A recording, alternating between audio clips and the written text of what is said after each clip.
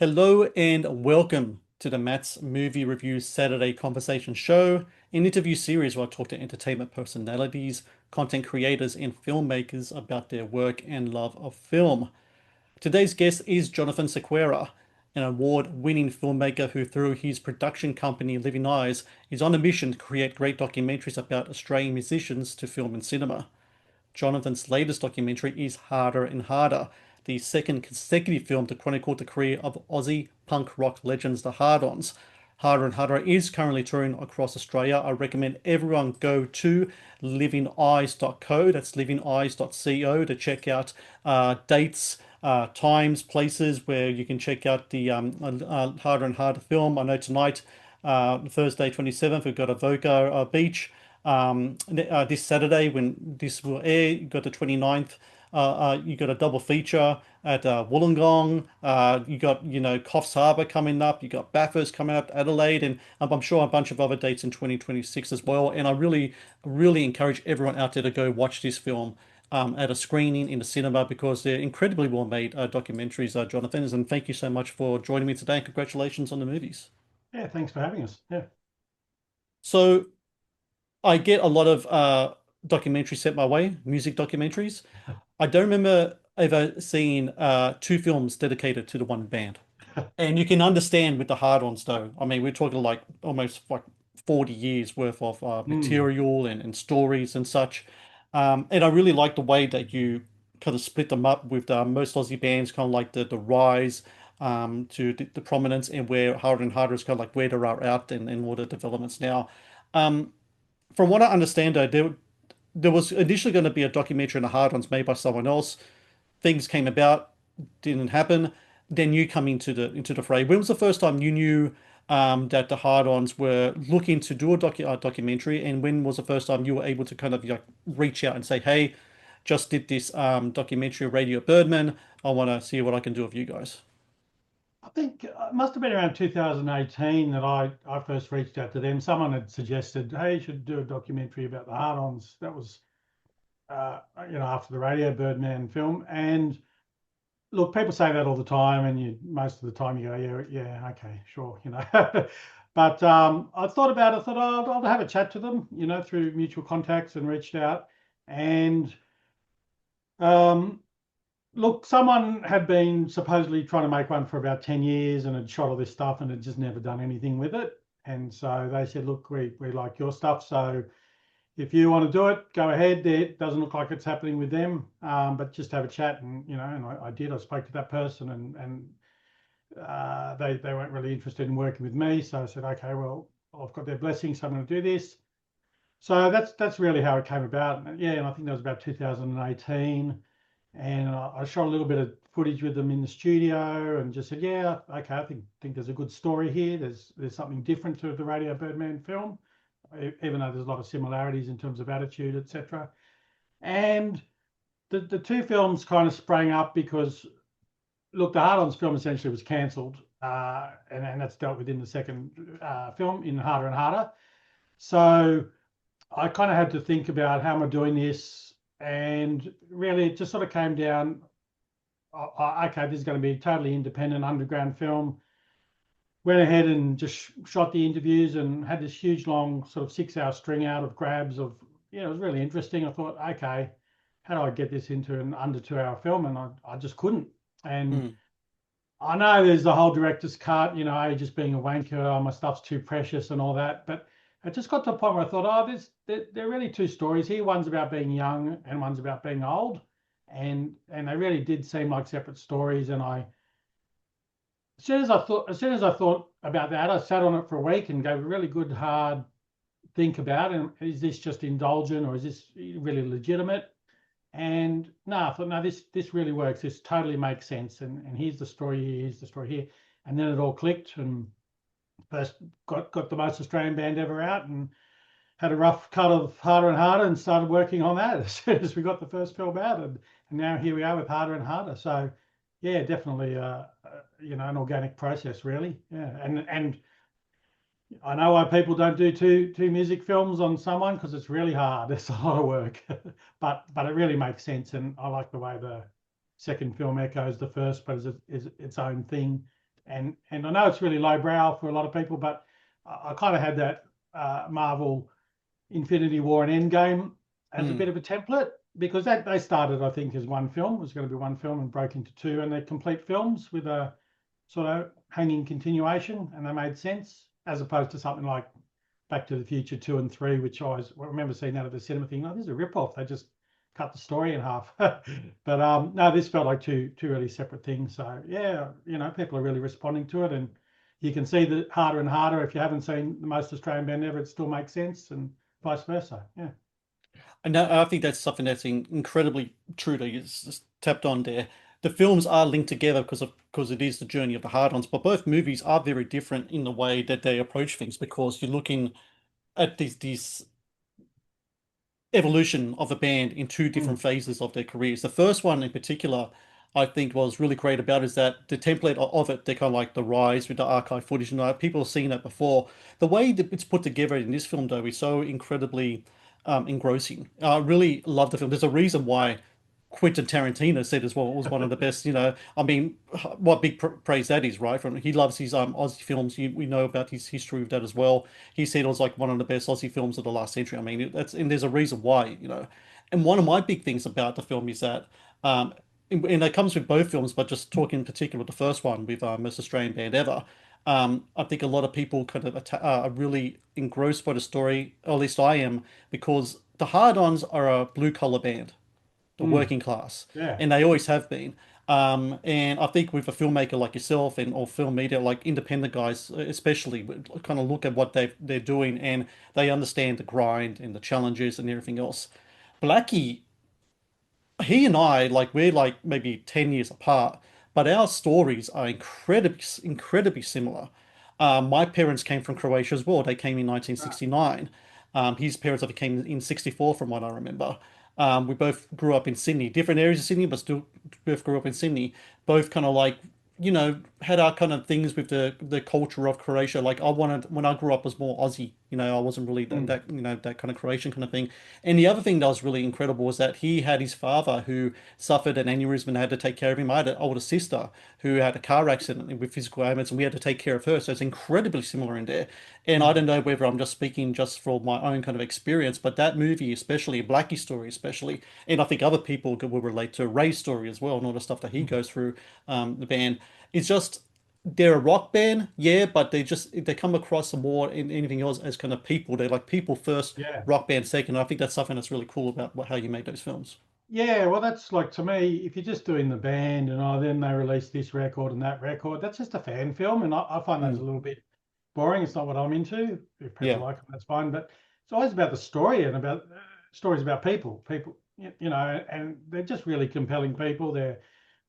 You see them on the screen. They're so dynamic and everything. And they have been through this amazing stuff, this amazing journey. And, like the thing with Blackie and his dad and everything, like that, hopefully that comes across amazing how much that would weigh on you your whole life, and yeah, yeah, those personal challenges that tie into their whole, the films are about your passion to your art and your dedication to your art, and absolutely is like similarities. No one's throwing bundles of cash at the film or anything. We're just sort of slugging away. We did have one person who came on board who really helped make it happen when it wasn't going to happen. But it's still a hell of a grind, and you're just doing what you do because you love it and because you think it's worthwhile.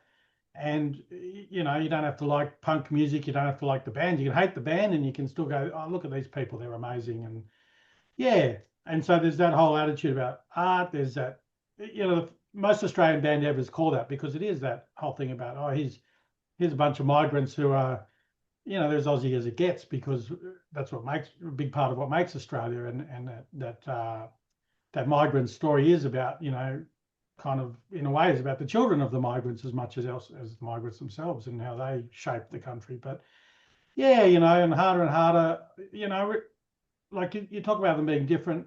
It was really different in, the most Australian band ever is an archival. It's a history documentary. Harder and harder, like in terms of editing, it was much more enjoyable for me because there's more stuff that we shot. You're not digging through crappy VHS tapes and stuff so much. So, there's all this sort of good actuality that you can use, and seeing what the guys are going through and all that sort of stuff. So yeah, they feel really different and show different stages of life, and I think different aspects of Australia and different aspects of music industry and art. So, but that the thread through them is, I'm going to keep doing this no matter what. This is Yeah. what I believe in. This is the passion, and I'm going to follow it. And I hope, like a few people said, yeah, it's inspiring. That's what they get out of it. There's an inspiration seeing them doing that, which was, I suppose, the goal, really. So that's really cool seeing that. Yeah. And I think something about that second film, which I think a lot of artists, whether they be music or filmmaking or people in media or what have you, there comes a time when um, you're struggling with this thing that you love doing. Yeah. You're probably not making a lot of money from it. You're struggling to pay bills. You might have a family, all these kind of things come up. Um, and you say to yourself, is this what I am, and am I content with that? And I think Mm. for a long time with the guys, especially Blackie and Ray, there was moments there where they're like, is this, what are we? Are we a mo Yeah. are we, is this, our legacy? I think Blackie especially, like he's so prolific and he's Mm. writing new music all the time. Mm. He's more like what's happening now, what's happening tomorrow. And then when that 30th anniversary thing came along, I think he had to kind of look at his whole career as a whole and just say, we are this. This is what we are. Like I know we were kids when we started this, but people, you know, the 13-year-old born in like, Mm. 2010 or whatever, just found our music like a year ago. So it's fresh to him. It's new to him. It might Mm. not be to us. And I think that's a grappling with the legacy. And then you, they embraced it. Blackie especially kind of embraced it and then moved forward. And they had other trials and tribulations, but then they kept moving forward, Mm. but with an embracement of the old and also looking forward to the new as well. And I think for all of us, and a lot of us kind of blue collar kind of guys in whether it be in arts or media or Mm. music or movies, whatever, you kind of reach a point where you're like, this is what I am. I'm glad and proud of what I've done, and I'm going to continue doing so moving forward. Yeah, and let's face it, the Australian arts industry, the tastemakers and the people who make the decisions on funding, they hate the blue collar. Like Yeah, really honestly, they hate the blue collar. They will talk about diversity and everything. They hate those people. They don't really want to hear their genuine voice. Um, and at least there is an avenue these days you can speak directly to the audience. But it is like, and I think you see in both films, they really sort of accept their choices, but they're always struggling to come to terms with it as well. And you see here that with the band name, oh, what do you expect? The band's called the Hard-Ons, but at the same yeah, time, yes, we would like more success. Who wouldn't? So yeah. you choose this path, but of course, I'd rather have a bundle of money as well. But it's like, you can do this and you can do that, but you really don't get your cake and get to eat it as well. And that's hard dealing with that, and accepting that a lot of the time when you see other things. But yeah, I don't know. What do you do except keep on going? And that's what you see in the film. A couple of guys who keep on doing what they're doing. And I'm really glad that I think there's some stuff that's come out of the film that sort of helped recognize what they have done over the years. Mhm. That's come about Yeah. because we've sort of shone a light on it, and that's a really positive thing that comes out of doing the film. For me, it's like, there's no money in this. There's zero money, and but when you get those good things, that's really cool. That's such a positive thing. And yeah, so I don't know. You just sort of take the wins and you take the rewards where they are. But of course, you're always going, oh God, why did I do this as well? It's hard. It's really hard. I hear like my it's the same with myself being like an Mm. independent kind of like a media guy. Yeah, Same deal as well. We always it's always like kind of grinding your hope, but at the same time, like I've worked for kind of like corporate press and all that kind mm. of stuff as well, and I've made more money doing that, Yeah, and I could use that money, yeah. but just the level of enjoyment I got being my own boss and kind of like doing my own thing is like can't compare, can't Yeah, compare that's to the other right. stuff at And all. I'd worked for the ABC as an editor. That's sort of, in terms of career, that's where I really kicked off from. And like I got to the stage, I got redundancy. I was happy to get out at the end because although there was heaps good in there and I learned a lot and worked with great people, by the end of it, it was just like I'm working for people making really dumb decisions, and I've got to do this and I've got to do that. Where it's like, this is a really bad decision. Yeah. I don't want to do this. This is a crap show or whatever.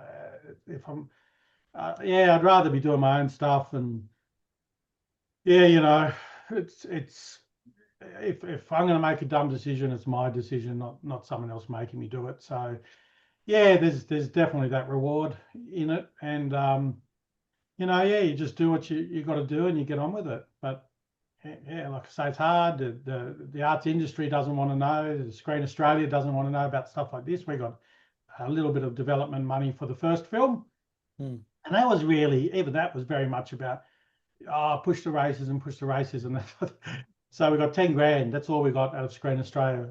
We made two whole films, and that's it. And then they don't want to know. SPS don't want to know. Blah blah blah.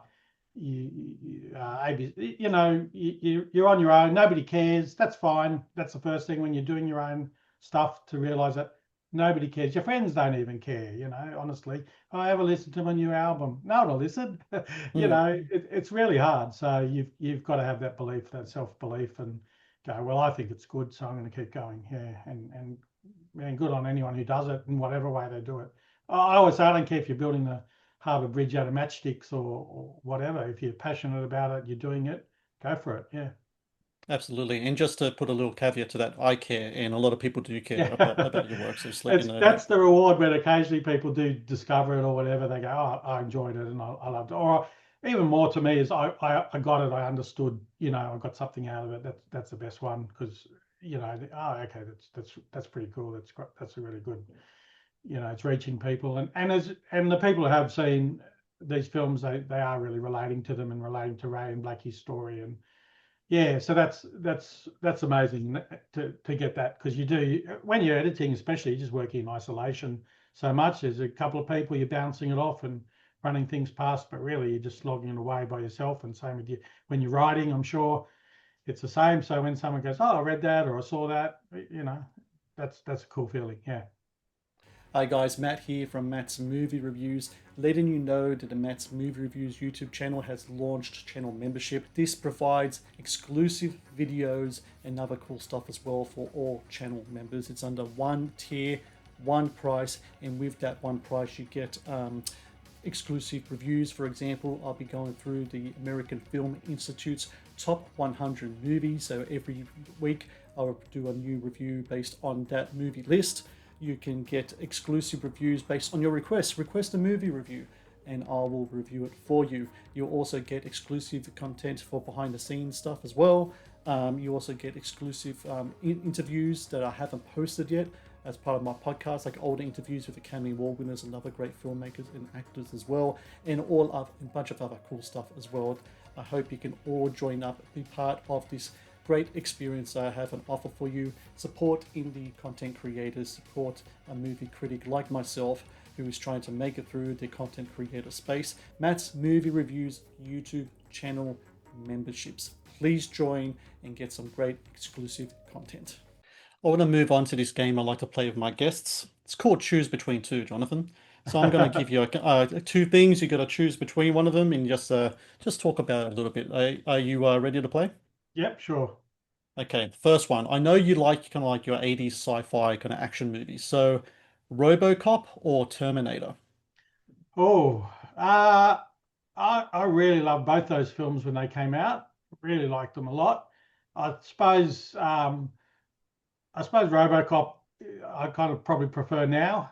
Yeah, so I'd go RoboCop because I quite like the satire that's in there and the humor in there. So and I quite like it. It's slightly more B grade in its own way, which is fun. And I was always a big fan of Judge Dredd comics, and Hmm. I like the fact that they lifted so much from that and did a really good job. It's kind of I don't know what else the writers of that film have done, but I haven't seen anything. But if that's all they did really well. Yeah, so I'll go RoboCop. Next one, Battle of a couple Aussie rock giants, The Cruel Sea or UMI? Oh, that's a hard one. Oh, look, I'd probably say UMI with the longevity. And I was just listening to some recently and just thinking how well all that sort of holds up and everything. But I don't even like to pick really between bands because they do different things. But Hmm. if you're making me, I'd probably say UMI. Yeah. Next one. When you're watching a film, like just say like a action film, sci-fi, whatever, what would you rather see? CGI or practical effects? Ah, look, practical effects much more fun, but it's a CGI world, so you just got to face reality. And CGI is great for touching things up, but good to base things on practical effects if you can. But you can do the impossible with CGI, so that's yeah,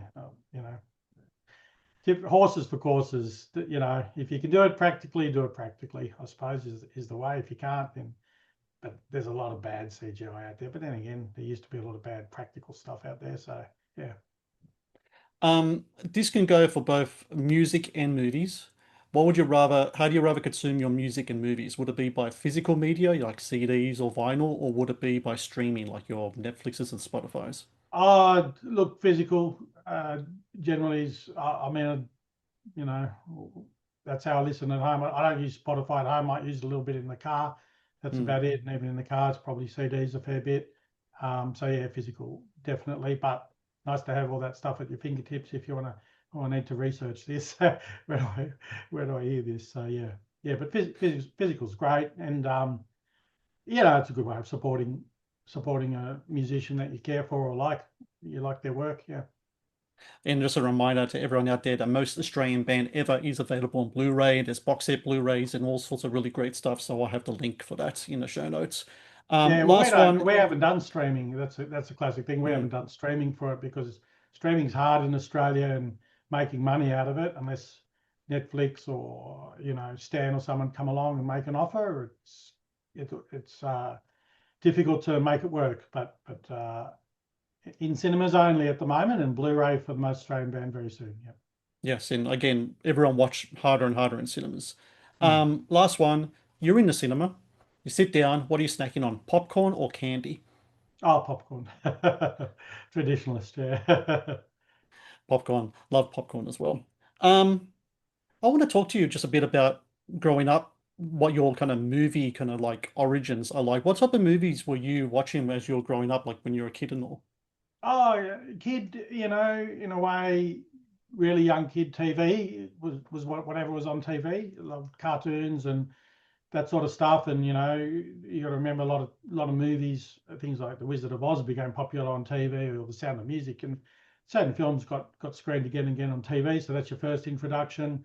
Uh, you go to movies as a kid before sort of before you're choosing your own movies. A lot of adventure stuff, Walt Disney films, and I remember seeing Seventh Voyage of Sinbad and stuff like that at the movies, and you know that sort of general kids adventure type films. And yeah, look, as I sort of reached choosing my own stuff, that sort of action and sci-fi stuff was pretty popular and enjoyed it. All those 80s action films and science fiction action stuff was popular, from that post Star Wars period, really, through the Raiders and, like I say, Robocop and Terminator 2, and all those Arnold Schwarzenegger films and stuff like that. Yeah, they're good fun films. But, for a while there, I used to just go, when I was like from about 14 to 17 or so, I used to work in Sydney, in the city. Thursday night, you knock off at 9 p.m. in the shop, and I was on George Street, the cinema across the road. I used to just go Hmm. across it and for about a couple of years and just go see whatever movie was playing on Thursday night. And I remember, just see heaps of stuff that I wouldn't expect, but a bit of the art house stuff, whatever's playing at the Valhalla Glebe and stuff like that. So underground and B grade sort of stuff like that as well. So try and be pretty broad. But yeah, and then a few years later, I remember getting into Bollywood stuff about 10, 15 years ago. A lot of the 70s and 60s and 70s Bollywood films really got into, and they're a really interesting genre. Like kind of a lot of them are sort of variations of Western films or Hollywood West, not shoot 'em up Westerns, but Hollywood films and stuff like that, but done in their own way. And that was really cool and interesting. So yeah, and honestly, these days I probably don't see as much as I should. I'm the guy who probably hasn't seen all those films on your 100 must-watch list.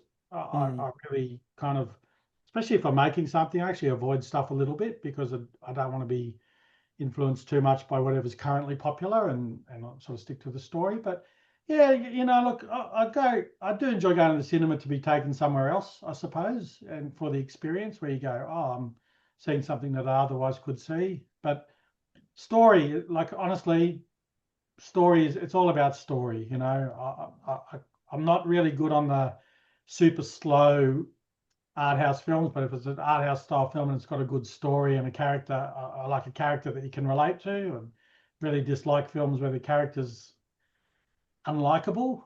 Some of those films get really popular, but yeah. So I don't know. Genre is kind of less important than, are you telling me a good story? Am I getting something out of this? If it's a comedy, that's fine. If it's a bit shallow, if it's a drama, is there a little bit of depth? But is there a story? Yeah, do I feel like I've been moved or related to someone a little bit? Yeah, What that's about probably wishy-washy. There you go. what about documentary as a medium of film? Was there documentaries that you watched that kind of really spoke to you and kind of gave you that kind of like that spark or inspiration for yourself to go into documentary filmmaking? Um, no, you know what? When I worked at the ABC, I worked in news and current affairs, and then in factual. So actually, my first job was started in archives, and I became an assistant editor at Four Corners. And so, to me, I just saw that as documentary. It's slightly different, specific genre of documentary, but so I learned a lot about how that worked and how to make those things work. So it kind of really just came out of that, I think, and working on those things and working on other programs like that. I did a few episodes of Message Stick and other things. So it's just I kind of got in the habit of, okay, well, you got to pull a story out of what you've got there. And yeah, it wasn't like, oh no, there weren't any particular documentaries that said, oh, that's the path to go down. It was just the way it happened, really. And he isn't like with the Radio Birdman documentary, which was the first.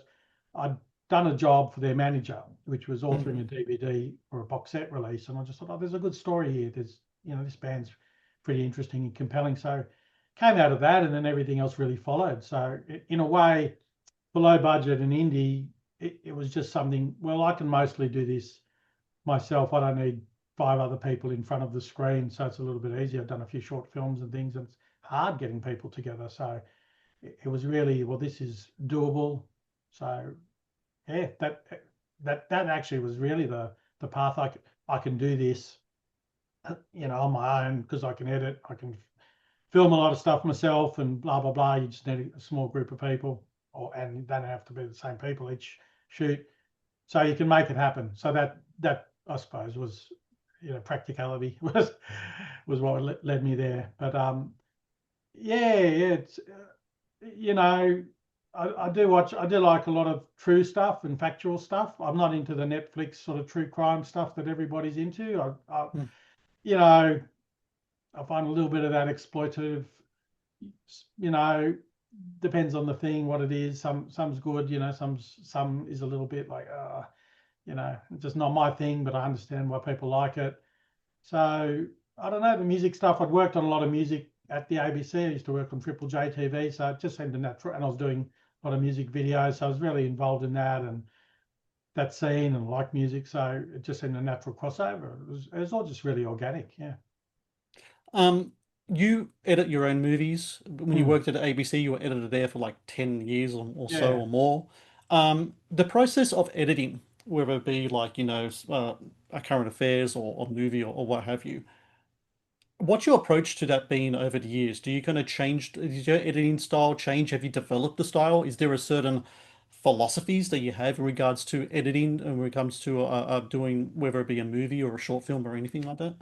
Yeah, I suppose like I'm being boring about story. So editing to me is all about story and telling the Of course, yeah. story. So the philosophy is, if I can tell it in pictures, do that. Um, Definitely letting the people involved tell the story. A lot of these music documentaries have commentators who tell you, oh, this music was great. It's like, well, why don't you just play the music and people can make up their own mind, unless they're adding some context or something. I don't need for them to tell me. So show it, don't say it, or play it and say it is a big thing. Really, uh, letting the people tell the story, showing their face. Like there's a bit of a trend in documentaries to just have their voices. I think that Midnight Oil documentary, you didn't see anyone from Midnight Oil, and it was like, oh, that really lost a lot of emotion because of that. Whereas, I mean, really notice in both the Hard-Ons films, the look on their faces, the way they react is so important. And Yeah. letting that play out, only doing cutting to something if you need to. Really just letting what's in there shape the story, looking for the turning points, what's important to those people. I probably do a lot of editing where I bounce off one person against the other. So you might have two or three people telling a story, and each one tells a little bit. That seems to work and keeps it moving along. Um, yeah, I suppose they're the big things, looking for the moments. That's what I always think of editing's like. You're looking for those little moments, and when you like the stuff in the studio and harder, you're looking for the moments. There's a lot of stuff we shot, the little looks on people's faces, and someone giving someone a hug or something. That tells you so much. So really going through everything, looking for it. You pull out the grabs. Okay, is this moving things along? Was it just an interesting anecdote? No, if it's just interesting but doesn't move it along, sorry, got to go. And um, yes, having faith in the people on screen really is a big part of it, and having faith in your own instincts. Does this work for me? The stuff that bounce off people, for example, is more like, did you understand that? You know, Hmm. I understand it. I just want to make sure you do, but never would really be like, do you think, is this okay? Not that. If I think it's good, it's good. Trust your instincts is a really important one, and look for the moments and work with what you've got. As I say, the first film's archival heavy and because that's the nature of the film, and the second film's different. So you've got to go with the style, the visual style's got to match what's happening in the story, So the trading card motif in the first film is because it fits in. So always be true to the source material, I suppose. That's the other thing. I don't know, I could probably go on about about it forever, but yeah, just listen to what's there, draw on it, and um, yeah, really be true and be faithful and be brutal, be really brutal, cut stuff out. That's one thing you get better at. I don't need three people saying this. I need one person saying it. And if it comes across with one, that's good. If I really got to reinforce it, I need two people. That's fine. But yeah, and I remember seeing a lot of music documentaries, and the last sort of 10 minutes would be like this thesis wrapping up why this band's so important and who they've influenced. And oh, here's a younger band that's doing a cover of one of their songs. It's like, I don't care. I care about them, and I really hate that music documentary. It's like the previous 90 minutes should have made it pretty clear. I need a good 2 or 3 minute wrap up is heaps, and that should be more an emotional wrap up than anything. I'll tell you an editing story on this film that I edited. I co-produced. A couple of guys had shot. It's called Waiting, the Van Duren story, and they'd never made a film before. And so a lot of the film was just them documenting their own journey on their phone cameras and GoPros. And there's this bit where they're waiting for uh, a package, their luggage on the at the airport at Memphis Airport, and they're a bit worried about whether it's going to get there or not. And they happen to shoot themselves at the baggage carousel, and it it was just like I looked at that and I just ran every single frame of them standing there at the baggage carousel waiting for that thing, as much footage as they shot, because to me it's one of the best things because it just captured that moment of how we all feel. Is my bag going to turn up or not? But in this case, higher stakes, and in a way, it wasn't an edit; it was just letting the footage run. So yeah, if the footage is compelling, let it run. Let it run for as long as it's compelling, as long as it keeps you interested. Yeah. Yeah, and that's something that's really relatable, I'm sure, for a lot of people who have been in those Yeah, positions as that's well. right. Yeah. Yeah. Yeah. Um, I think something you really touched on there in regards to people talking on screen. I watched a documentary recently. I'm not going to name it, but it wasn't a good film. It's a big film. It's and they had a lot of that talking heads kind of thing, and it was so fucking Mm. boring, man. Because they were talking to the camera, They were Mm. saying words, they were telling facts, but they weren't showing themselves, you know? Ah, It could have been like they could have just done an AI image and have someone, do it, and it could have ah, had the same effect. There's no soul.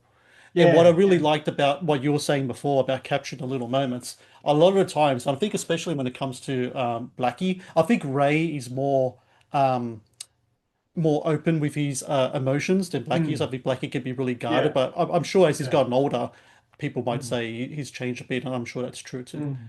But it's the moments in between, the look away from the camera, the Mm. size, the things where he's trying to find the words to do it. That sometimes those are the moments where we don't say anything, but the facial expressions and the demeanor and all that Ah, can really express an emotion. And I it's think so what was important. really Yeah. cool about that film is that this film especially is that people know the hard-ons. It's kind of like long time running pub rock band, kind of like fun and a little abrasive, Mm. maybe a little obnoxious at times, sometimes a little immature. But the documentary is so great at showing the so many facets of these guys, Mm. especially Ray and Blackie, who I think someone I forgot where I read it, like kind of compared them as kind of like the Mick and Keith of like the Australian indie scene, right? Like it's them two, it's like they're the Yeah, two, they're the core, they're the soul of that band, yeah, and their stories are just the way they kind of express it, I think, is incredibly important. It isn't rehearsed, it's just them. It's authentic, it's transparent, and mm. above all, it's relatable. You got to Yeah, feel the person when, like, if you're talking to camera, I want to feel like I'm in the room looking at the person. And there's yeah, nothing worse than watching, like when I was talking about that other documentary where it kind of feels like political speak when they're saying words but are not saying anything. That's yeah. absolute worst. So what you've done with both documentaries, I think, is really get to the core of the people, and I think that's a really cool thing.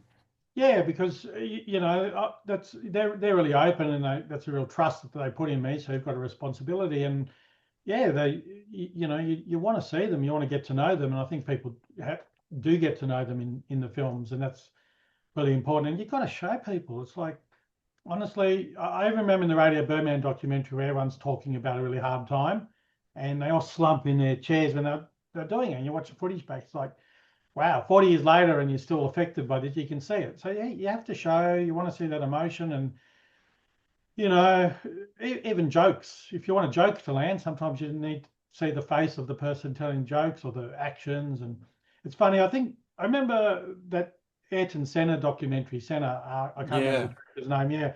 But I yeah. read on one of the editor forums, I don't know how true this is, that they did the interviews and there was a problem with the interviews. So that's why they decided not to show the interviews because the vision was not, there was a problem with the vision. And so they just went audio and that became a thing since then. People loved it. And I, like I mentioned, the Midnight Oil one, I don't want to slag that off. There's a lot of good stuff in that. But yeah, I really felt this takes me away from connecting to those people. And you want to connect with them. And Ray and Blackie are just really lovely, compelling, like they're very likable people. You want to connect with them, and eyes and faces are so important for connecting with people. So yeah, Yeah. it's there's a couple of moments in those films where the interview grab runs about 30 or 40 seconds, and I know that's really unusual in a documentary to just let that run, but as I say, it was compelling. Let them talk, and they work. Those moments really work, and they work better because you just listening to a guy speak and being open and being honest in a way that hey, maybe you don't see that all the time. Yeah. The Matt's Movie Reviews podcast is brought to you by Amazon Prime Video. One of the best on-demand streaming services available, Amazon Prime Video features exclusive Amazon originals as well as popular movies and TV shows. Watch Amazon Prime Video anytime, anywhere. I want to move on to another game I like to play. It's called Rapid Fire Questions. It's in the Oh, title. I'm going to throw okay. questions your way. Try to answer as quick as you can, and then we can talk a little bit more about your answer as well. Um, First question. What do you think was the best decade for Aussie rock? Oh, look, I'd say the 80s, or you could argue the 60s, I suppose, but the live scene of the 80s from the early 80s was huge. So you'd have to go, gigs every week. So that Australian pub scene and underground scene was huge. Both the mainstream and the underground were huge in the 80s, so you have to give it to that. Not for I, taste reasons, there's still great yeah. music, but just how huge it was. Yeah. I agree, and I think my generation, I was born in 81, so I couldn't go to gigs till Mm. until like in the late 90s and such. We really missed out a lot. Like I went to gigs, but that's when the pokies really came into effect, and a lot of Yeah. places were shutting down live shows and all that. And it was Yeah, just really that's kind of right. like you're just just really hard to find Yeah, it go is to so it on a hard. consistent level. Yeah, Yeah.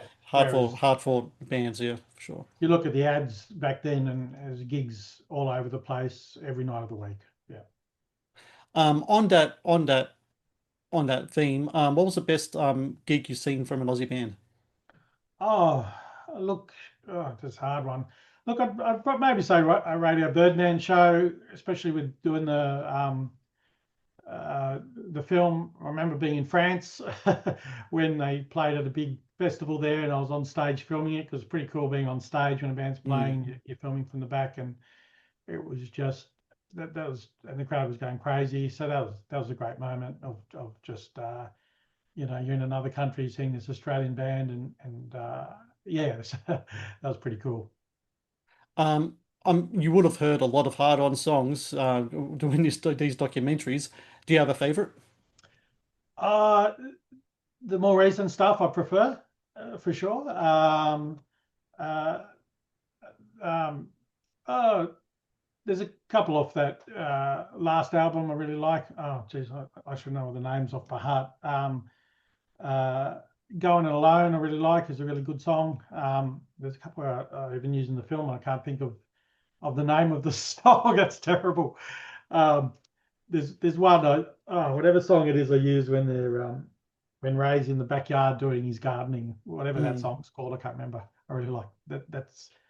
I like that song, and some songs you like more because you're using them in the film and stuff. So yeah, yeah, Um, do you like have a them too. favorite like music documentary, like a documentary about a band or a musician? Do you have a favorite? Oh, no, no, I don't think I do. Um, I could say what I don't like, which is the documentaries about the band descending into drugs. I find that a Mm. bit boring.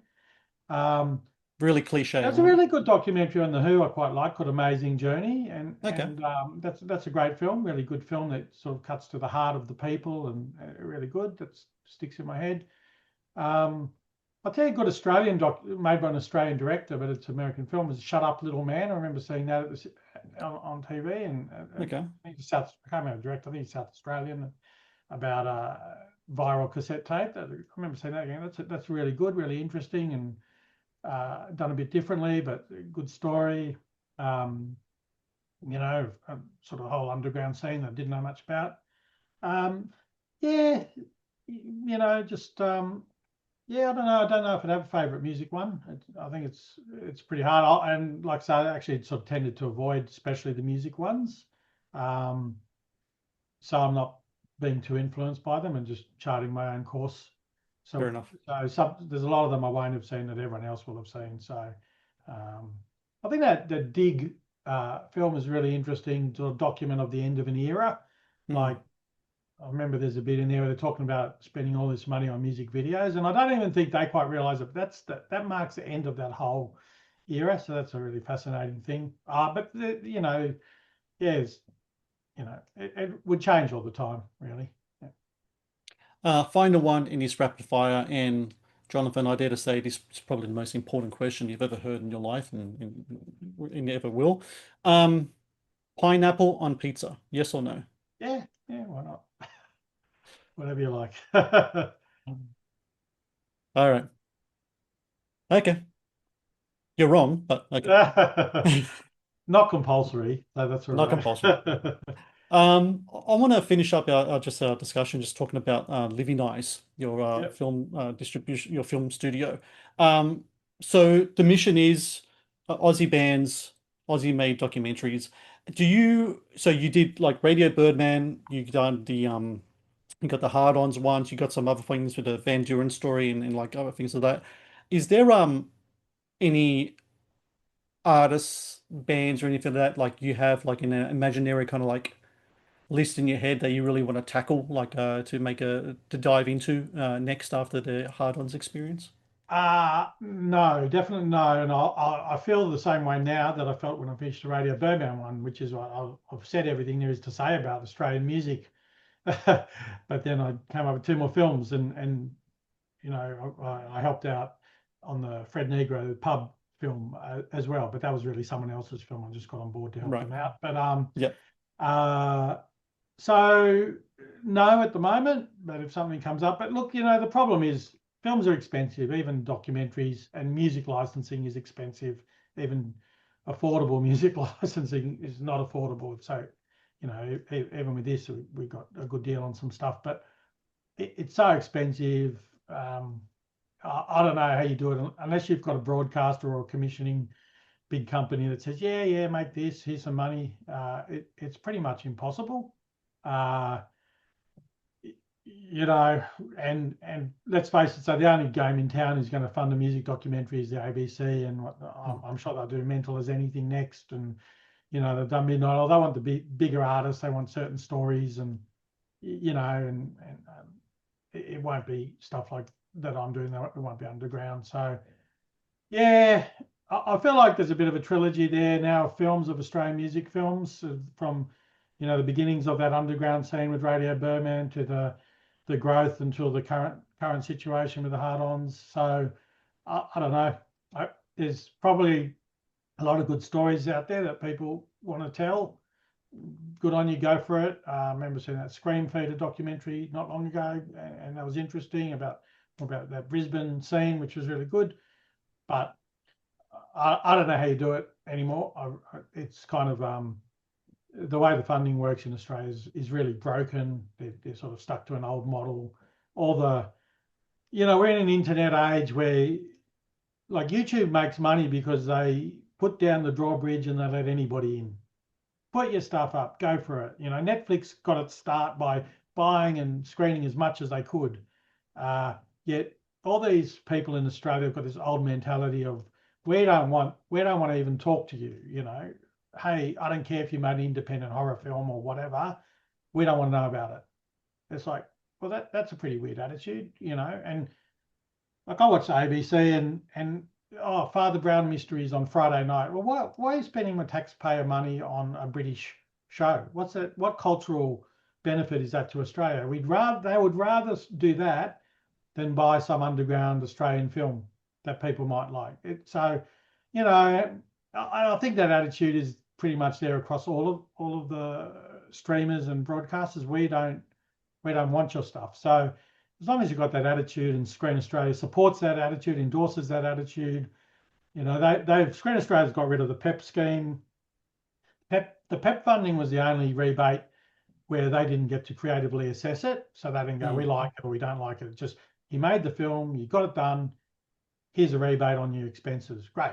That's arts funding. That's sort of how it should work. But I spoke to them and they go, no, well, it didn't align with our other programs. I said, well, that's a good thing because your other programs are crap. Mm. Why should you decide? You're a bunch of bureaucrats working for the government. Oh no, no, that's what we want. So yeah, there's the model's broken. The broadcasters don't have a clue. The streamers don't have a clue. Screen Producers Association is just interested in their mortgages and whinging about quotas for Netflix or whatever. It's like you're missing the point. Do you want to build Australian culture? If you do, you open the doors, you embrace people. I mean, how many, if you look at, YouTubers like say Friendly Geordies or That's What I Reckon or Sushi Mango, any of these people with their channels, they would never have been commissioned by a broadcaster. They'd No. never have got a chance. So the idea that these people know better than the audience, you don't have a clue. So yeah, it's kind of, I don't know. I'm a little bit negative and cynical about the whole thing, the whole way it works. And as long as that's the situation, and as long as those people in power who get to decide things, they want to hang on to that power. They're worried about their mortgages and in Newtown and Toorak and Bondi and whatever. That's fine, good on you. But for anyone else just doing art as opposed to industry, there's not really a pathway there. And look, that's just how it is. And in the film business, it's very expensive. It's very, very expensive. People don't understand how much. So I think, that attitude is going to stop things ahead. So unless someone throws a bucket of money at me and says, "Hey, go and do this. We want you to direct this thing that we're producing," it's difficult to see what the pathway is. But something will happen, I'm sure. I don't know what. Well, Hope that that's wasn't too why. long-winded an answer, but No, no, that's no. It's a beautiful answer and really great way for me to say how important it is for people to watch. It's not only just about watching Australian content, like Australian made Australian, like all mm, Australian content. Of course, everyone has to watch it, but I really have to tell people that the only way there can be change in what is getting made and what is get funded is by actually going to the cinemas or buying the Blu-ray or what have mm, you, and watching these movies, watching these indie like the independent films especially. yep, Because the thing that I find frustrating on my end of talking to a lot of Aussie filmmakers is that when it comes to a lot of these kind of government bodies and all that, um, they have such a negative view of indie and genre. yeah, they do. Both of those specific, like when it comes to like feature film stuff, like narrative genre, like they don't want to do the action film or the horror No, or whatever, right? they're snobs. Only if it's yeah, it's all right. And exactly right, they're snobs. And like there's like three categories of film they would like to do, like something about Australia's history that might be in a negative light, maybe Mm, something to do with a political thing, maybe just something to do with some type of, I don't know, social commentary or whatever. Those are yeah, the films they want to make. Because I think yeah, their thing is, well, every Australian film has to be and it has a important has to have like as what's yeah, that bloke's name?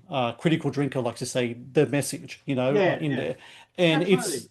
Yeah, when people go to the cinema, they just want to see a good story. That's all you want to see.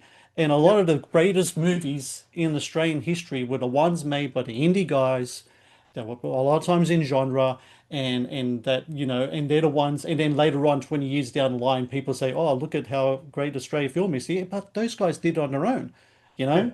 They yeah, did it because they didn't do it because of you. The film that you like yeah. green lit did shit, nothing. That's right. It's funny. Like Screen Australia opened to me when I was asking about the development funding really early on. Oh, well, we need to do this and we need to do that. And I go, well, it's about three multicultural kids. Oh no, that's great. So I was able to tick that box. I wouldn't have been able to do it for, say, Radio Birdman film or Waiting the Van Duren Right. story. Um, that wouldn't have got anything, and the PEP rebate was vital for those films. So, and then this wouldn't have come out of that. But a friend who's former executive producer at the ABC, she saw The Most Australian Band Ever, and she knew how it was going to be through SBS. She said, "You dodged a bullet, because if it was Mm. through them and those tastemakers, it would have been a completely different film." And I said, "Yeah, I know that. It would have been a shell of itself, basically, having worked, in that public broadcasting area." But those people, like I looked through the Actor Award documentary nominations. I watched almost all of them, and there was a saying they had at the ABC: "Dull but worthy." And it's like, geez, most of Right. these films are dull but worthy. It's like, Mm. really, and like a lot of my work um, outside doing the films, I do a lot of work in that Aboriginal early education sector, doing videos for them and everything. It's all these great people in the coalface doing this stuff, and we do these little videos and tell a personal story, etc. But so much of that stuff's dull but worthy, and but the middle class tastemakers, they love it. It makes them feel good, and it's like that's got its place. But come on, is it all about that? Is it all about this box? You've got to do this, you've got to do that. It's like that. The thing I like about The Most Australian Band Ever, it's a multicultural story, but it's not patronizing. It's integral to the story because about the people. It does it in a way that everyone can relate to, rather than this sort of really boring, dull way that. I mean, there's another film. They love the ABC will do.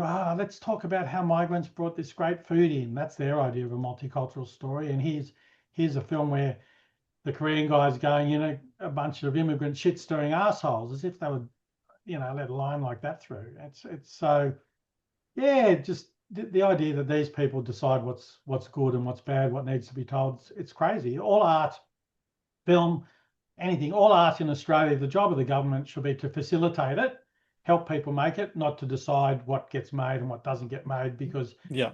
if you want people to like Australian movies and see Australian movies, we'll make good ones. And the way you'll make good ones is let the audience decide, not a bunch of really middle class people with very limited worldview, and they don't know, they wouldn't have a clue. It's yeah, just there's that Frank Zappa thing talking about when the music industry went downhill because the young hip people got involved and decided what they liked, when it was just the business people. Look, if it can make money, put it out. Yeah, that was the attitude. We don't know what's going to be big or not, so just give it a go anyway. But that's not how it works in Australian funding and in the Australian industry anymore. And yeah, those people who make the decisions, they're snobs. They hate genre stuff, and they hate blue collar. They really hate blue collar. Most of the blue collar representations on Australian screens are really phony, and people see through it.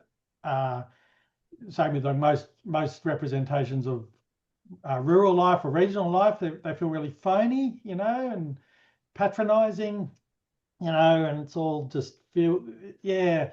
It was.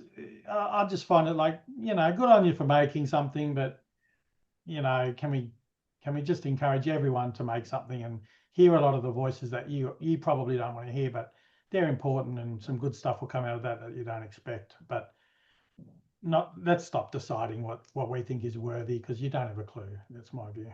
Yeah. Yeah.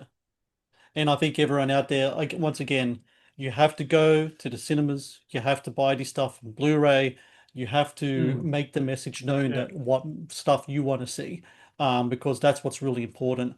So everyone out there, harder and harder on tour right now. I will have a link for all the dates and everything you can check out, all the different Q&As and places. If you see it at a local listing near you, go and watch it. Take some mates with you. Check out the Hard Ons documentary, the second one, and then even for that, buy the first one, now available on Blu-ray, most Australian band ever. I really recommend everyone check out these movies. I really do. I absolutely love these films. And Jonathan, I loved talking to you today. It was such a pleasure to be able to talk and to connect. And congratulations to you. And I hope that we do talk again in the future. I hope another project does come your way, because the quality of films that you have put out there with your documentaries are, oh, superb, really are. Thanks, So I just want Matthew. to say thanks for that. No, thanks, really appreciate it. And and one final thing, which is when you're doing these things, you've got to be your own biggest critic. Really make sure you're harsh on yourself in terms of, is this good enough? And because even if you're underground, make it as good as you can, because you're representing the other underground films and the other independent films, and the more good films there are out, and the more things people will want to support. And the rising tide lifts all boats. So yeah, go and support stuff, and appreciate what you're doing. Thanks so much. Really good to talk to you, and thanks for letting me rant and rave a little bit. Thank you for watching the Matt's Movie Reviews channel. Please subscribe for more reviews, podcast interviews, and exclusive content.